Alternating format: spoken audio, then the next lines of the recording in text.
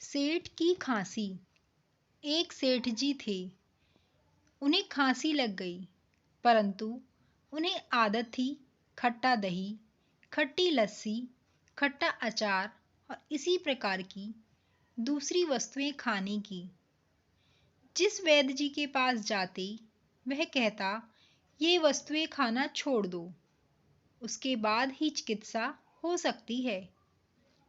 अंत में एक वैद्य जी मिले। उन्होंने कहा, मैं चिकित्सा करता हूँ, आप जो चाहे खाते रहिए। वैद्य जी ने औषधि दी। ये सेठ जी खट्टी वस्तुएं खाते रहे। कुछ दिन के पश्चात मिले तो वैद्य जी से बोले, वैद्य जी, खांसी बढ़ी तो नहीं, परंतु कम भी नहीं हुई। वैद्य जी ने कहा, आप मेरी दवाई खाते रहिए, खट्टी चीजें भी खाते रहिए, इससे 3 लाभ होंगे। सेठ जी ने पूछा, कौन कौन से? वैद्य जी बोले, पहला यह कि घर में चोरी नहीं होगी। दूसरा यह कि कुत्ता कभी नहीं काटेगा। तीसरा यह कि बुढ़ापा कभी नहीं आएगा। सेठ जी ने पूछा, कैसे?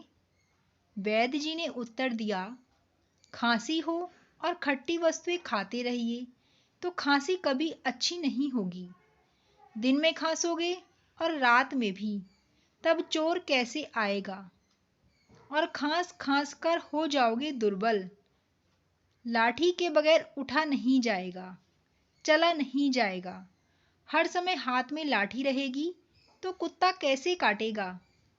और दुर्बलता के बगैर मर जाओगे यौवन में ही, तब बुढ़ापा कैसे आएगा? सेठ जी को तो बात समझ में आ गई, परंतु प्राय हमें समझ में नहीं आती।